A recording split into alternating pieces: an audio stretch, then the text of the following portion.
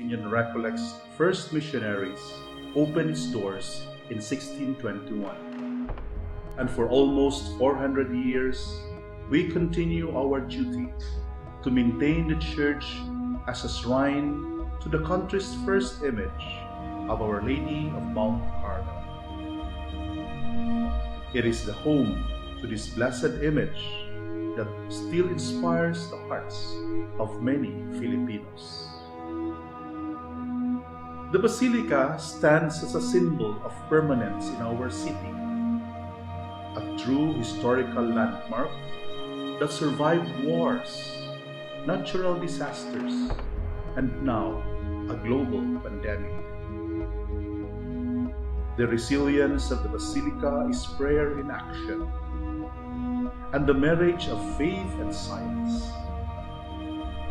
Inspired to build a stronger home for Our Lady, for the community, the Recollect Friars commissioned the design of an all-metal church.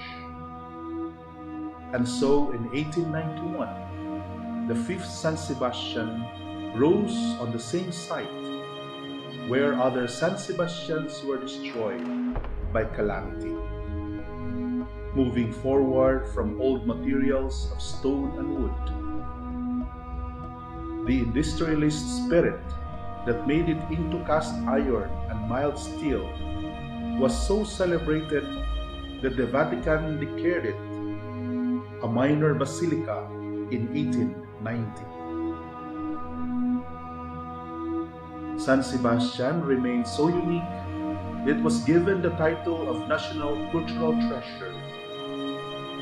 Step inside the basilica and you are transported to 19th century Manila.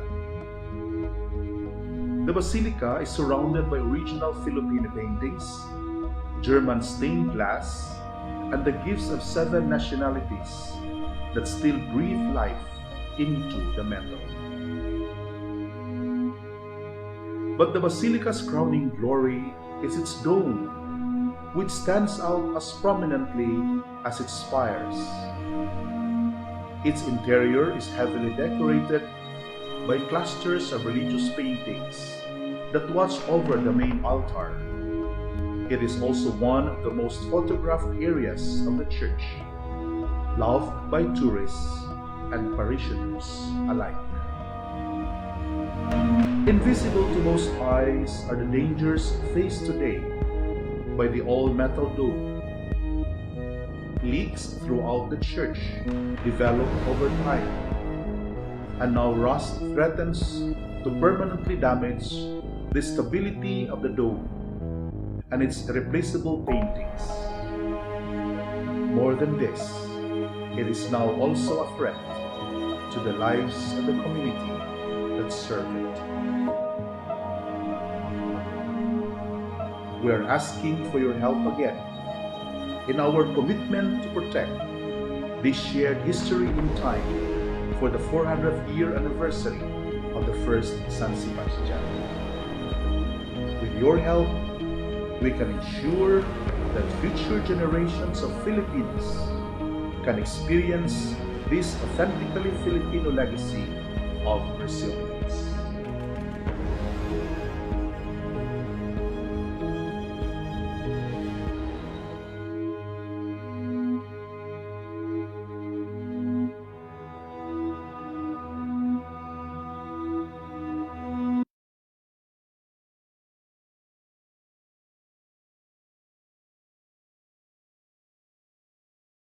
Officer, and I'm here to MC this wonderful event. It's very humbling to be part of it. It's presented by San Sebastian Parish, the province of St. Ezekiel Moreno of the OAR, and San Sebastian Basilica Conservation and Development Foundation Incorporated. It's a very long name, but we call it Basticon. So it's the restoration, it's the parish, and it's the OAR family. So it's a big celebration. It's a celebration of a big family for the very historical 400th year anniversary of the founding of San Sebastian Convent 400 years ago today, Feb 16, 1621. And I believe we have Sir Romanilios, who discovered the date, here with us today. Okay, so a few reminders lang po before we begin with our event. Medyo nervous ako, hindi ko alam kung bakit. A few reminders lang po. Sa mga hindi pa po nag-register online for the event, please look for Tinay. Si Tinay po yung multicolored na shirt na umiikot po ngayon. She has registration forms. Kindly fill them out para lang po may record tayo ng attendance for today. And then kasama po doon ay form din po for our petition. Kasi as we all know, we are in the middle of the Save San Sebastian campaign. So if you haven't signed the petition online yet, you can sign the petition offline here at San Sebastian Basilica, and then drop off nyo lang po yung petition sa mga red na drop boxes na makikita nyo po sa harap at sa kanan. Okay. Hinga lang ako. Slide. Okay. So good afternoon, everyone. I'll introduce our speaker for today, si Father Rene Paglinawan. So Father Rene is a trustee of San Sebastian Basilica Conservation and Development Foundation. He also teaches church history in the Loyola School of Theology, and he used to teach Philippine church history at the Recoleto School of Theology until 2021. I believe, Father? Hanggang this year, 2021. So he's also the local prior and assistant parish priest of Our Lady of Peace and Good Voyage Parish in Tondo. And he was the director of basic education of San Sebastian College, Recoletos, Manila from 2015 to 2018. And at the same time, the local prior of San Sebastian Convent in Manila. So today, he will be delivering a lecture about the historical San Sebastian Church and Convent from its founding in 1621 to 1891. So Father Rene, please take the floor. Before the lecture begins, we invite him also to join us, to lead us in prayer. Father.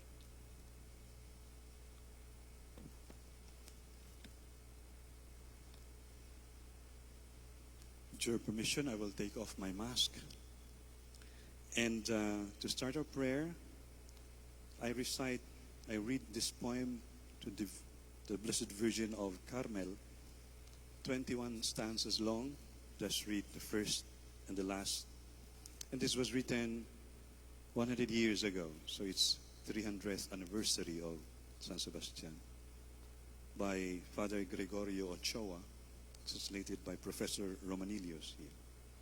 Mother of Carmel, mother of mine, your dwelling did you deign to set up 3 centuries ago in the Philippines. Today, their homes are your realm, in their land you reign, with scepter of graces from your being overbrim. Mother of Carmel, mother of mine, on Filipinos you deign to pour for 3 centuries your boundless bounty. remain our brilliant guiding star to illumine the way that leads all those who love you to Eden's glory. Hail Mary, full of grace, the Lord is with you. Blessed are you among women, and blessed is the fruit of your womb, Jesus.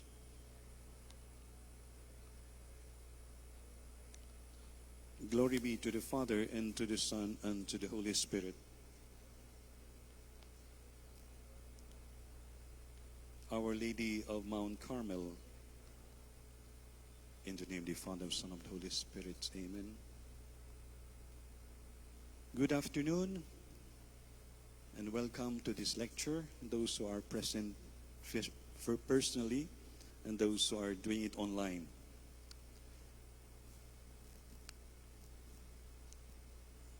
Exactly 400 years ago today, on February 16, 1621, the Archbishop of Manila, Miguel Garcia Serrano, Augustinian, issued the necessary authorization for the foundation of San Sebastian Church and Convent. The colonial government of the Philippines had earlier approved the donation and plans for the new church. Is the first reason we are holding this conference today and celebrating the Eucharist afterward. In his text message to me, on short notice I have to say, to prepare this talk, incumbent San Sebastian Prior, Father Julius Marcos, expressed the hope that it would recall the original mission of this community and the hardships encountered, as well as to plan for the entire year of celebration of the 4th centenary. I'm not sure how helpful I'll be for both aims. This year, 2021, abounds in historical commemorations. The 500th years of arrival of Christianity holds the greatest and widest importance. Among us recollects, we have the 400th anniversary of San Sebastian and Cebu convents, among the oldest in existence in the whole order. And from a little corner in Del Pan, Tondo, the 50th year of the foundation of the parish of Our Lady of Peace and Good Voyage, not to mention other anniversaries out there. On 5 May 1621, the image of Our Lady of Mount Carmel, which Rodrigo Aganduro had brought to the Philippines from Mexico in 1618, was enshrined in the first San Sebastian Church. We are standing on the cradle of the Carmel devotion in the Philippines, and Father Aganduro is the first promoter of the devotion. The recently revived practice of Dungaw, that Mary's image bestows during the 9 January translation or translation of the image of Nazareno, also an icon originally brought by the Recoletos to the Philippines, has increasingly sparked the devotion in younger generations, not to say the attention of the world of culture and media. Precious fruit of the Carmel devotion is the present congregation of the Augustinian Recollect Sisters of the Philippines, which developed from the Beaterio de San Sebastian, co-founded by the Talangpas Sisters and the Recollects of San Sebastian. Another reason for the importance of San Sebastian Church and Convent after the destruction of the community of Intramuros in the wake of the 1945 bombing, San Sebastian became the de facto mother house of the Philippine Recollects. The period I am swiftly covering in this talk is 1621 to 1891. From the first church in 1621 to the inauguration of the fourth and present basilica in 1891, without going into the latter's origins and construction, which I hope the community will organize an event for. eventually. My sources, of course, are Professor Luis Romanillos in the book Spires of San Sebastian, 1991. And his articles on the origins and development of the Beaterio de San Sebastian. With the time constraints for preparing this talk, I will just serve as a broadcaster of his research, extensively quoting him. During the question and answer portion, you can ask him all the questions. Also, from Father Angel Martinez Cuesta and Luciano Santiago on the Augustine Recollect Sisters. Let's now start with the main topic. The Recollects arrived in the Philippines in 1606, the fifth religious congregation to join in the evangelization work in the country. Upon arriving, the first concern was to organize common life, because life in common was an essential aim in the birth of the Recollection in Spain just 18 years before. Hence, the foundation of their convents, 1606 in Bagumbayan, part of present-day Luneta, Intramuros, 1609, Cavite, 1619, Cebu, 1621, and San Sebastian, as we had noted earlier, 1621. Since the start, Father Martinez Cuesta says, their way of life of these convents was strictly conventual, of clear contemplative tendency, but without ever excluding the apostolic activity.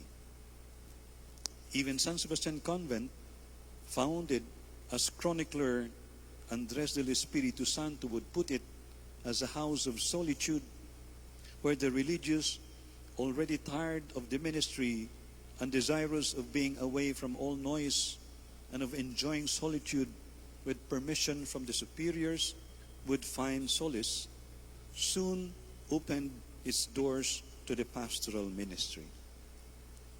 Apostolate would consist in celebrating the sacraments, especially the Eucharist and penance, in preaching, in visiting the sick, and in other spiritual ministrations, and fomenting the Carmel devotion, as he would soon see. It is correct to say that San Sebastian was jointly founded by a soldier and a friar, Bernardino Maldonado del Castillo and Father Rodrigo Moris Aganduru, the former with the material wherewithal, and the latter with his religious, personal, and cultural leadership.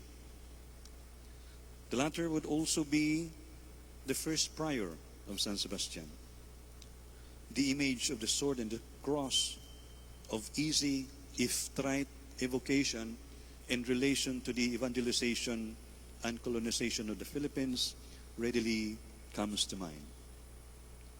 Father Aganduro, writing in 1626, said, I set up the formation house outside the city walls of Manila in the convent of San Sebastian. Its ministry and confines measure about 1.5 kilometers away from the city, in the outskirts of Sampaloc. Foundation and estate of Maestre del Campo Don Bernardino Maldonado del Castillo, commander of Fort Santiago and patron of the convent of San Nicolas in the walled city, Intramuros. And Father Andres del Espiritu Santo, in 1650, wrote, Fort Commander Don Bernardino del Castillo y Maldonado originally constructed a stone house in an estate he owned in those areas. Another edifice was annexed to it. A church made of stone, well-built and curiosa, which can be translated interesting or neat, was constructed. There was enough accommodation for 8 religious. For a house to be called a convent, the Recollect constitutions, as well the law of the land, required it to be able to accommodate 8 religious at least, though in practice, actual residents often did not reach that number. At the start, there would be 4 or 5 friars which later decreased to 2 or 3.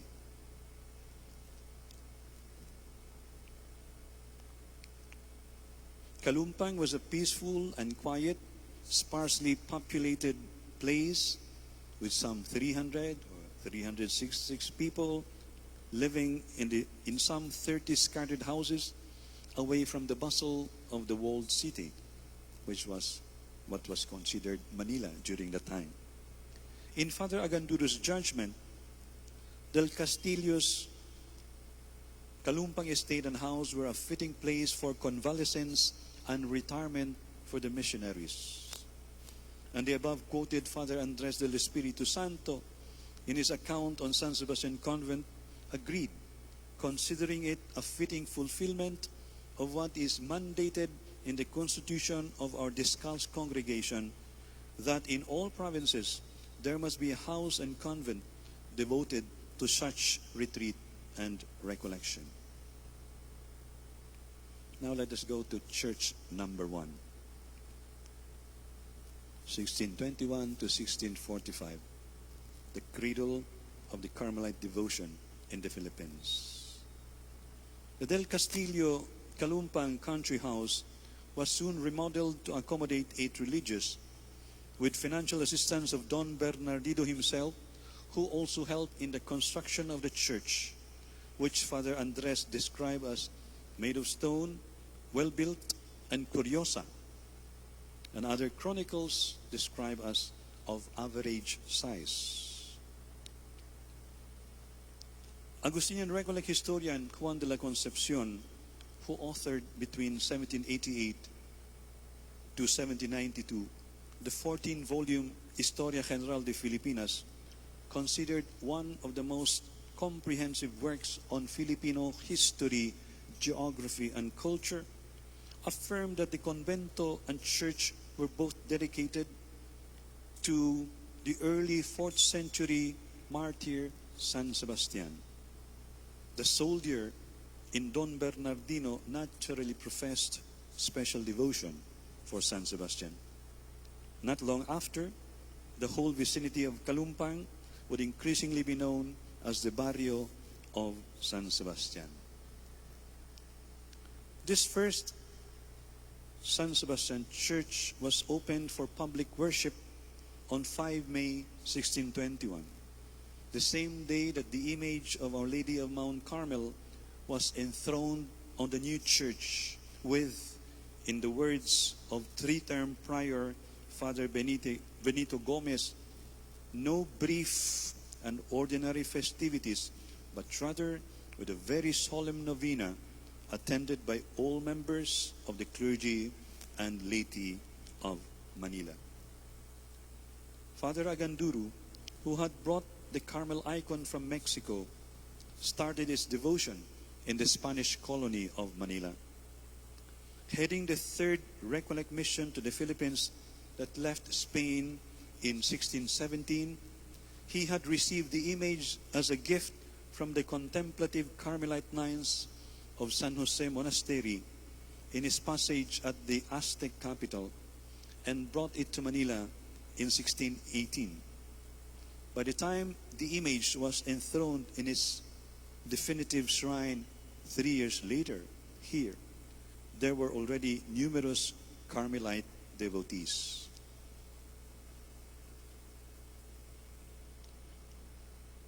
The same year, 1621, saw the establishment in San Sebastian of the Carmel Confraternity. Its founder was the then Dean of the Manila Cathedral, Monsignor Juan Velez, future Bishop of Cebu from 1660 to 1661. The Cofradia del Carmen was a spiritual brotherhood, chiefly aimed at performing works of piety, promoting the Carmel scapular and the Marian promises associated with it, and managing the cult for the Virgin under the supervision of the Recollects in San Sebastian Church.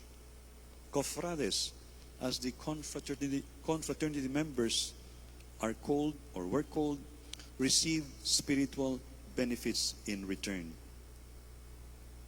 But the locally founded Cofradia did not have the official sanction that could only come from the Carmelite authorities, for which reason the brown scapular usually associated with the devotion could not be blessed or imposed on the Cofrades. We note that the Carmelites came to the Philippines only the OCD in 1947 and the OCARM in 1958, so quite late in the 20th century.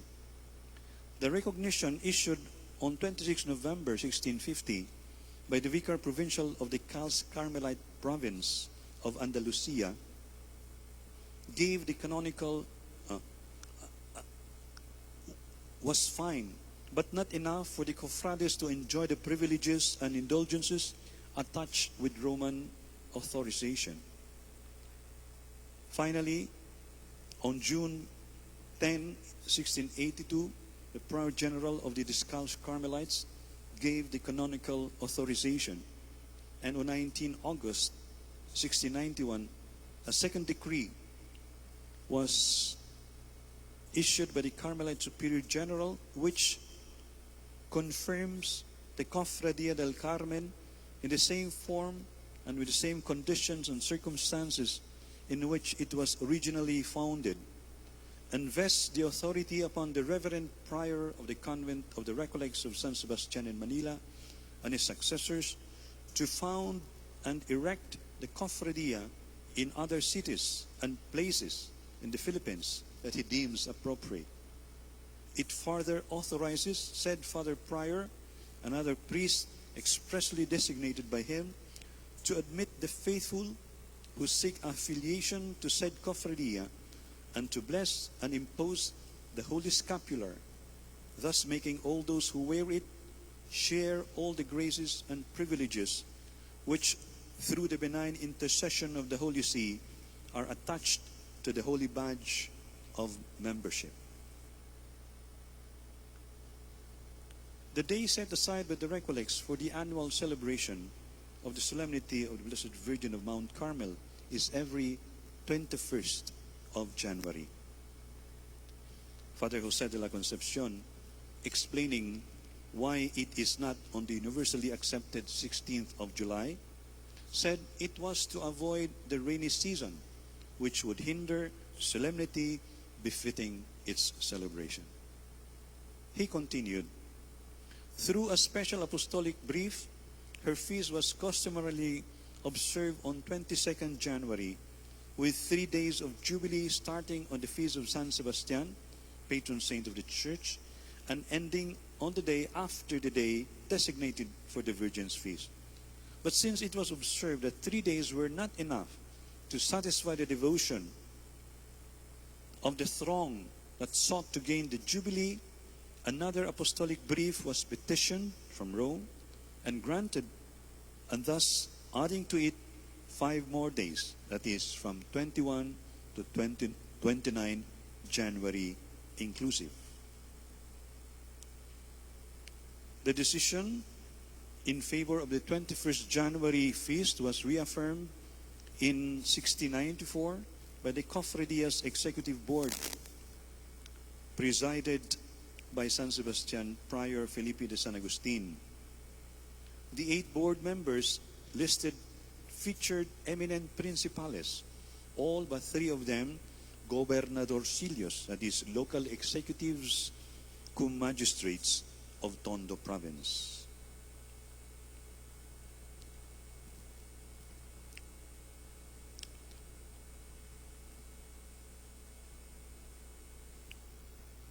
Funds for the celebration of the January and July feasts of the Blessed Virgin for novenas, masses, solemn fiestas were raised by the Archicofradia through the manufacture and dissemination of scapulars, novenas, novena pamphlets, medals, and other objects of piety.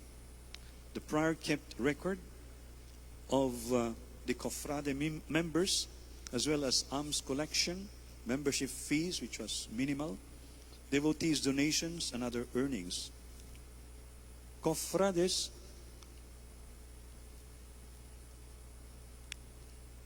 carrying a small image of the Blessed Virgin Mary and armed with appropriate permissions, would go house to house, even to nearby provinces, asking for alms for the offerings. The 9 days of the Masses starting 21 January were, in the words of Father Jose de la Concepcion, who was an eyewitness, one of the most renowned novenas observed in this archipelago because of the infinite number of people who come to venerate Our Lady, as well as go to confession and receive Holy Communion. Because of the number of penitents, Father Jose added, the administration of the sacrament of penance used to last 12 or 14 days.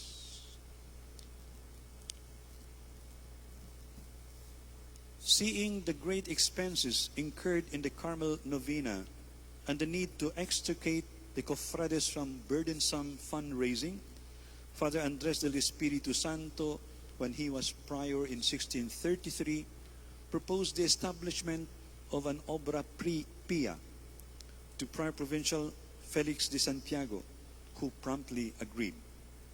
An obra pia is a part or all of a property that a person bequeaths for investing in a profitable commercial enterprise, the interests and profits from which might be used for cultic or charitable works. It was standard in all obras pias in the Philippines to hand over trusteeship of the foundation to the Venerable Third Order of St. Francis. The commercial venture was the profitable Manila-Acapulco galleon trade. But obras pias suffered tremendous setbacks in the 18th century, chiefly due to non-payment of loans by friar creditors, the onerous payment of 4 million pesos imposed by British troops after their 1760-1764 occupation of Manila, with 400,000 pesos to be coughed up by the cofradias, and the final straw, the abolition of the galleon trade in 1815.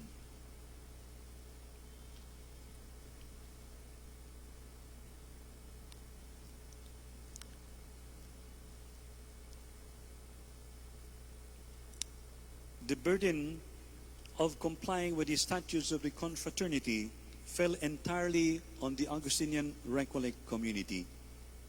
In 1862, incumbent prior Father Claudio del Arco sought the Recollect provincial permission to ask the Franciscan tertiary trustees of the Cofradia to relieve the convent from the statutes. He was only allowed to omit some rituals, which he did with the singing at the novena and Wednesday masses and the Saturday litany of the saints. Fortunately, no negative effects were observed on the Carmel devotion. It has to be pointed out that the parishioners of San Sebastian contributed to the support of the church through establishment of capellanias, chaplaincies, which greatly aided the sustenance of the ministers in San Sebastian. Setbacks affecting the shrine did not end with monetary preoccupations. In October 1762, the British ransacked Manila, stripped church treasures, and raped the Spanish women. The troops kept the prior in shackles for 3 days and carted away from the Carmel shrine sacred vessels and other church ornaments, including the vigil lamp.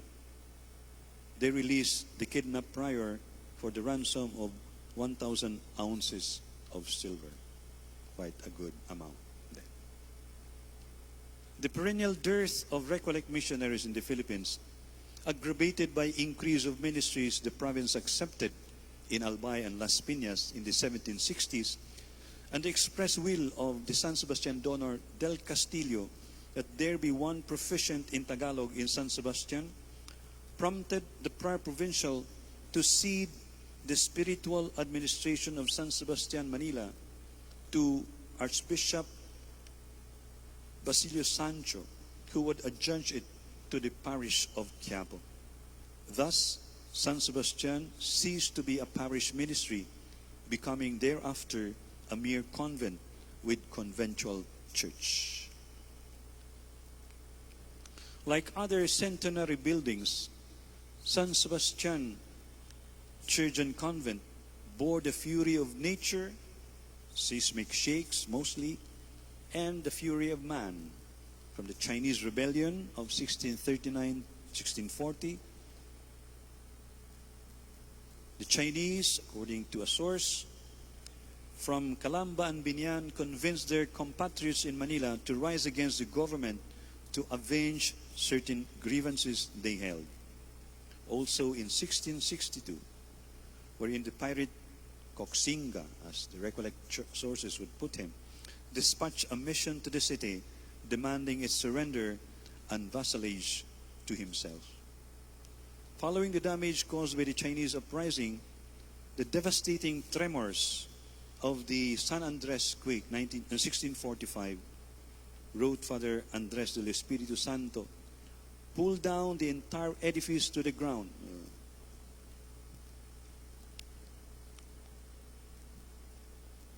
The church as well as the convent, so that if something was left standing, it was not fit for occupancy. On account of it, a religious now resides in a very small house, and in a Nipa church, he ministers to the few natives he has under his jurisdiction in a small pueblo. The recollects, not wishing the Blessed Virgin of Carmel to be without a shrine and the devotees without the church, promptly set to work on the second church. The combined efforts of the Recollects and the Carmel Confraternity helped spread the devotion to Our Lady of Mount Carmel in the country. A prosperous cofradia also existed in Cebu. As we said, convent was established in 1621. It's now called the Carmel Parish, which became the principal center of Carmel devotion in Visayas and Mindanao in the 19th century. And towns named Carmen were established in Bohol and Cebu. Church number 2, post 1645 up to 1863, would most probably be the shrine that the Talangpa sisters knew. The second church was mentioned as existing by Father Jose de la Concepcion in 1750, though wrongly affirmed by him as the one built by Don Bernardino del Castillo in 1621, and was described in 1784 in the Book of Inventories by Father Manuel de San Jose in the following terms. The main church had one nave and a transept, had a very spacious presbytery. It took the entire width of the edifice, a well-painted communion rail. The temple interior had a fair and exceedingly bright aspect on account of 10 large windows facing the street. 5 doors gave ingress to the temple. To accommodate the hundreds of penitents on festive days were 8 sturdy confessionals of tindalo wood. The pews were of tindalo and molave. The choir was sturdily built. A small organ of the type that could be found in every church in the capital at that time accompanied the choirs, contributing to the solemnity of the rites. The pulpit was strong and excellently constructed. The beautifully sculpted tabernacle reigned over the main altar. The top portion was plated with gold. Glasses, probably mirrors, brightened the interior of the tabernacle. The niches of retablos or retablos were all filled with statues of saints. In the prominent central niche was Our Lady of Carmel, with the order's spiritual founder, St. Augustine, and the reformer of the Carmelites, St. Teresa of Jesus. Other statues adorning the retablos of the side altars were the Holy Family, San Sebastian, Santa Monica, Pope Gelasius, I suppose the first, and the saints common to the Augustinian family, Nicholas of Tolentino, John of Sahagun, Thomas of Villanova, Rita of Cassia, Clare of Montefalco. Frame paintings abounded on the walls of the church. 17 large frames portraying the miracles of the Virgin of Carmel. 4 frames of the evangelists. 4 frames of the doctors of the Western Church, Augustine, Ambrose, Jerome, and Gregory the Great. And 16 more of other holy men and women. This second church, which lasted until the 1863 earthquake reduced it to rubble, had undergone substantial repairs in 1859 to 61, and now sported 3 naves. The province had spent 60,000 pesos on it. Professor Romanilius found no evidence of earthquake destroying the church in 1859. So the marker, which you can see at the entrance of the church to the left, put there in 1934 by the National Historical Institute, now known as the National Historical Commission of the Philippines, which is based on erroneous sources, recollects of course, would need correction. But of course the petition for the change would have to come from us. This second church, before the 19th century repairs, must have been the shrine that the Talangpas sisters knew. Which brings us to the topic of the Beaterio de San Sebastian. A precious fruit of the Carmel devotion in the San Sebastian religious community is the present congregation of Augustinian Recollect Sisters of the Philippines. 2 blood sisters, united in the devotion to Our Lady of Mount Carmel, came from Kalumpit, Bulacan, to serve the Blessed Virgin in her shrine in Kalumpan, living the recollected life between prayers at the church and their simple labors at their hut nearby. In due time, the Recollect friars noticed them and eventually admitted them as beatas. In 1725, with their admission, the Beaterio de San Sebastian was founded. It became the 3rd of the 5 beaterios for native women existing in the 18th century Philippines. The 5 were Beaterio de la Compañía of the Jesuits, 1684, Beaterio de Santa Catalina of the Dominicans, 1696, Beaterio de San Sebastian, 1725, Beaterio de Santa Rita in Pasig, 1749, and Beaterio de Santa Rosa, 1750. The residents of the Beaterios were commonly called Beatas or Mantelatas. They were not religious sisters in the strict sense, for until Pope Leo XIII's document Sponsa Christi of 1901, women religious were those who professed solemn vows. And in the Philippines, the only category that fit were the contemplative nuns of Santa Clara Monastery, and that was reserved for the ladies of Spanish descent.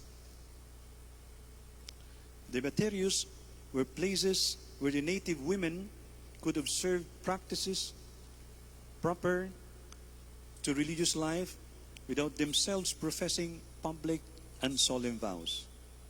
Beaterios were a mixture of retreat house and learning center for the native youth, under the supervision of matrons of good and exemplary life. The beginnings of the Beaterio involved 5 chief characters: native Carmel devotees and Beatas Dionisia Talangpas Pamintuan and her sibling Cecilia Rosa, and the Spanish Recollects Benito de San Pablo, Diego de San Jose, and Andres de San Fulgencio, who were either provincials of St. Nicholas Province or priors of San Sebastian Convent.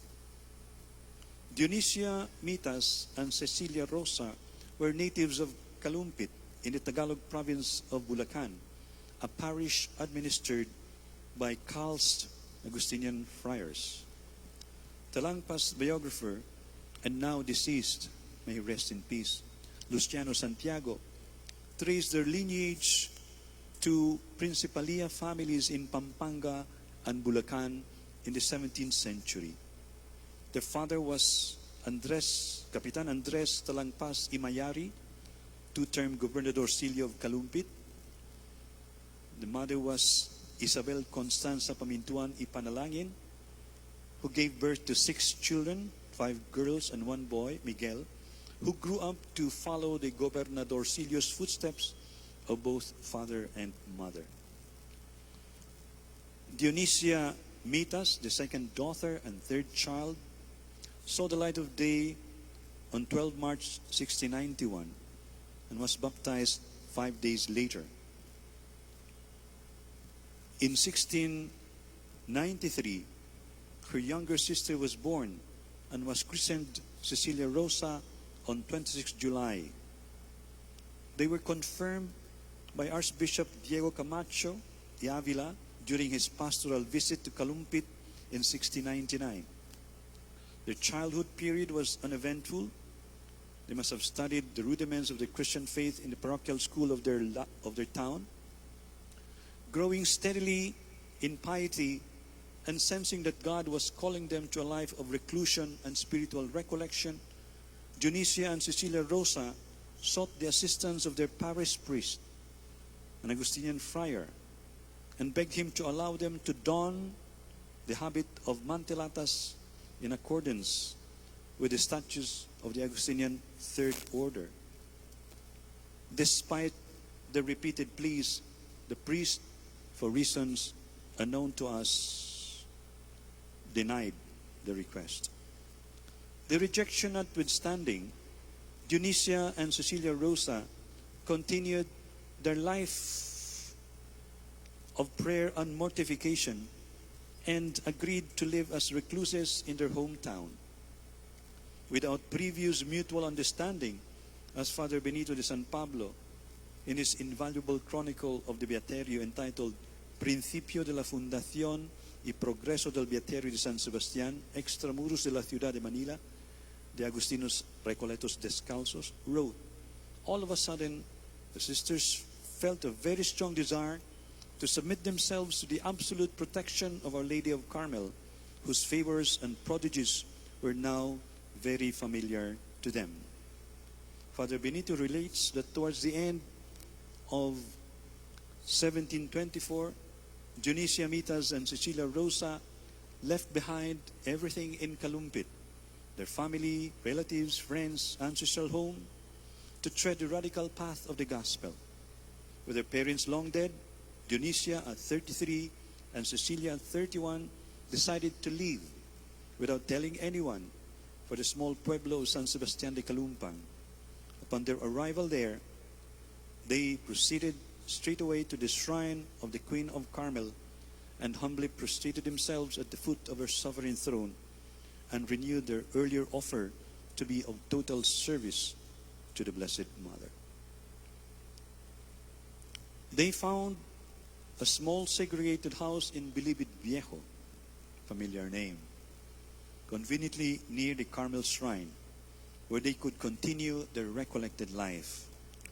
For 7 months or so, their daily schedule included some 6 hours of Mass, prayer, meditation, and other devotions, and spiritual practices in the Church of San Sebastian.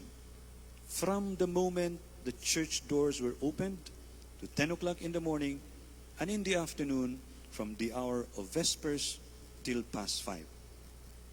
Theirs was basically a way of life nurtured by the sacraments, regular confession, frequent Mass, and communion.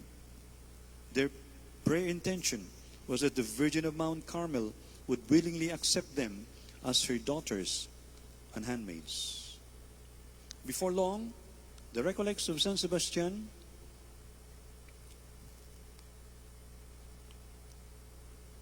took notice of the exemplary behavior of the Talangpas ladies. The friars encouraged them to persevere in their commendable conduct and assisted them in their basic needs as well. This occasioned the sisters to disclose to the Recollects their desire to be near the Virgin of Carmel, to serve her, and hopefully one day to don the habit of the Augustinian Recollect Third Order. The religious community of San Sebastian gladly welcomed the idea. Whereupon the sisters resolutely urged the friars to request their provincial to admit them as tertiarias. Informed of their excellent qualities and steadfast intentions, Prior Provincial Juan de San Andres agreed and authorized the Prior of San Sebastian Convent to admit the Talangpas ladies as members of the Third Order. Hence, on 16 July 1725, Solemnity of Our Lady of Mount Carmel, San Sebastian Prior Diego de San Jose presided over the investiture rites of the Talangpas sisters, witnessed by the mass goers and residents of San Sebastian de Calumpang. The wide black wimple was imposed on their recollect habit and cincture of the same color.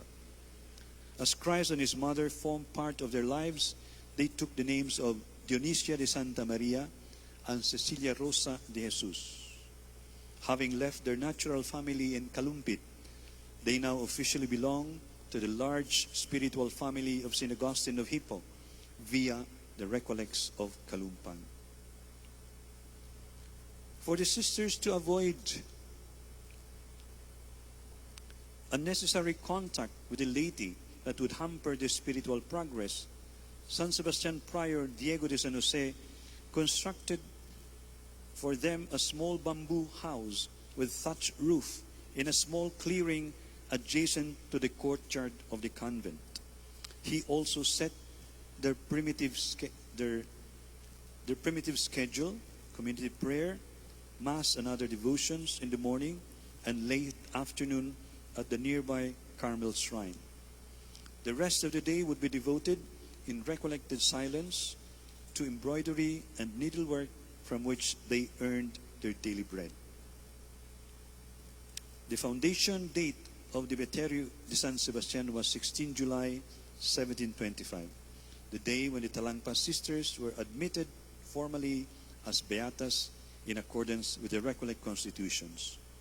Not long afterwards, 4 other native women joined the community and were subsequently granted by the friars to wear the habit of the Third Order at formal investiture rites. The 6 members of the community of Recollect Tertiarias, affirms the admiring chronicler, live in mutual upbuilding in their spiritual retreat and holy exercises. Travail came early for the incipient community. The Prior of San Sebastian dissolved it and had their hut torn down, sending the disconsolate Talangpases back to their humble residence in Bilibid Viejo, and the other tertiarias to their respective families.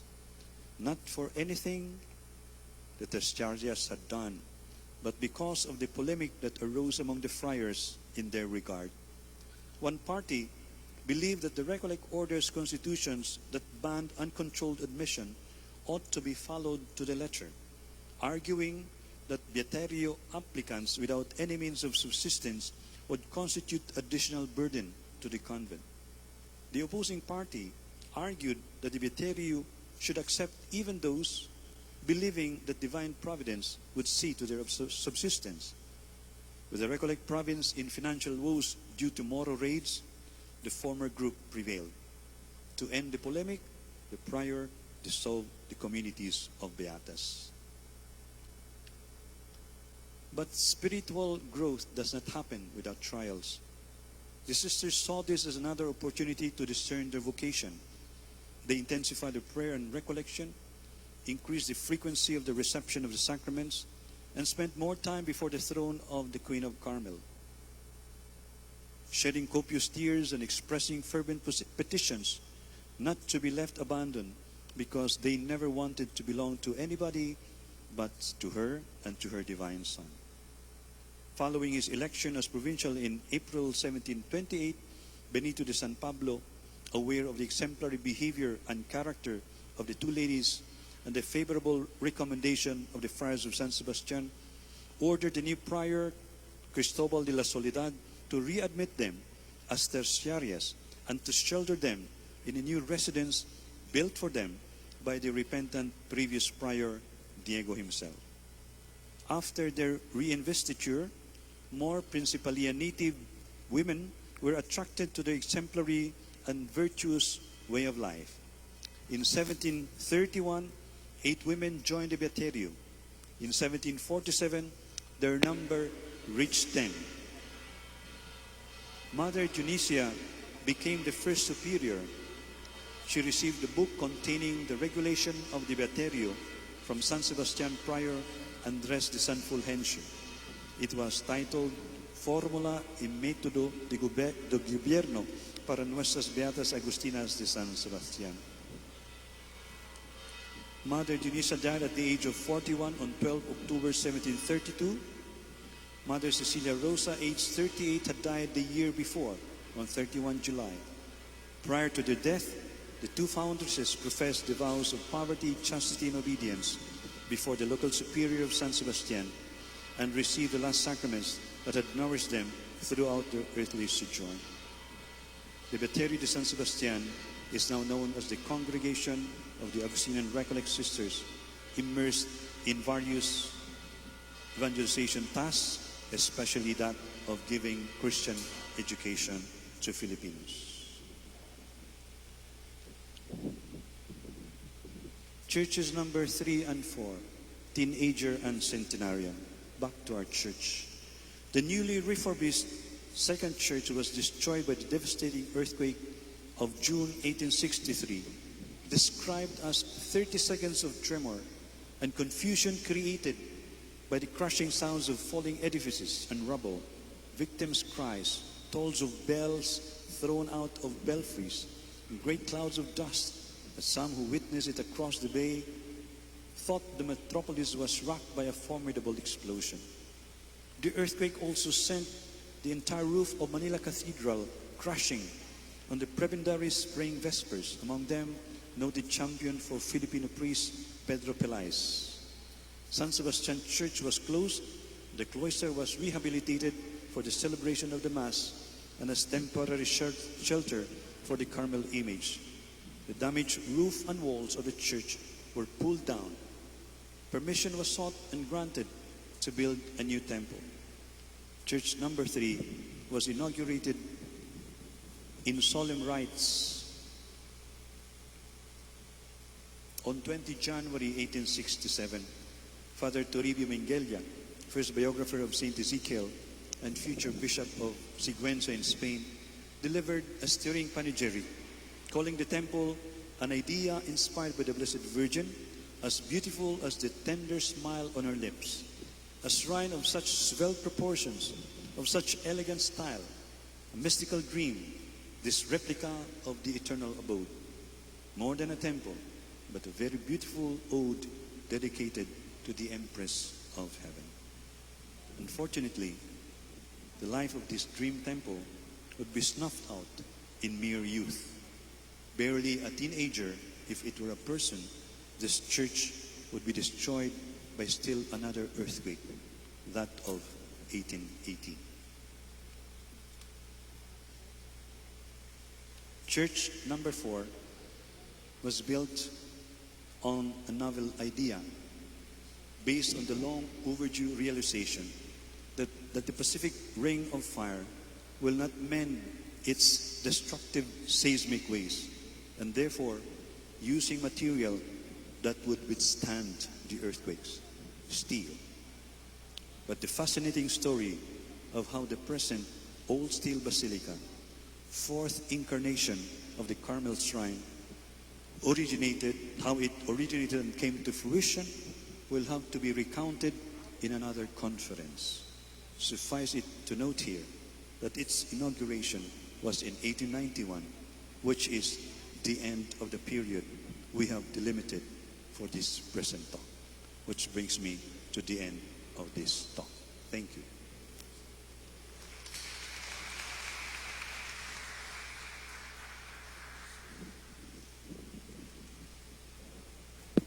Thank you, Father Rene Paglinawan, OAR. Again, let's give him a round of applause. Thank you, Father. That was a long history and a meaningful reminder for all of us. Now, where we sit and stand today is 400 years old.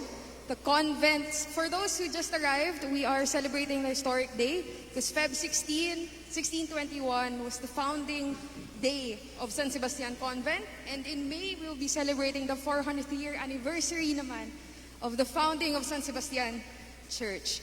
So, we have a Mass to be led by Father Dionisio Selma, OAR. We'll be skipping the Rosary. While we are setting up before the Mass, just a reminder for those who attended the lecture, we have registration forms being handed out by Tinay, the one in the colorful shirt. Huwag po natin kalimutan na i-fill out yung form para naman po meron tayong record ng attendance. And another reminder is to please sign the petition. What is the petition? It is a signature campaign to celebrate 400 years of San Sebastian. We are aiming for 400,000 signatures. We are calling for your support. If you believe that San Sebastian is worth saving against external and internal threats to it, please sign the petition. It's free. You just sign. Makikita niyo po sila sa dalawang drop box dyan sa likod at dito po sa inyong kanan. Please just sign it and then drop the signature in the drop box. Okay? Thank you po again, Father Rene. Now we'll prepare for the Mass.